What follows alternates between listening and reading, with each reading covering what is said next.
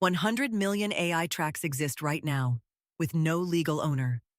This week, a federal court in San Francisco decides whether a human who typed a prompt is an author. The case centers on a track made with Suno's AI model. A prompt writer wants the copyright. A label says there is nothing to own. The RIAA sued Suno and Udio in 2024 for training on copyrighted recordings without permission.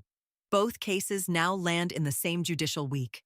One ruling could simultaneously decide who owes damages and who owns output. No court has ever faced that double trigger. In Los Angeles, session musicians are already counting the cost.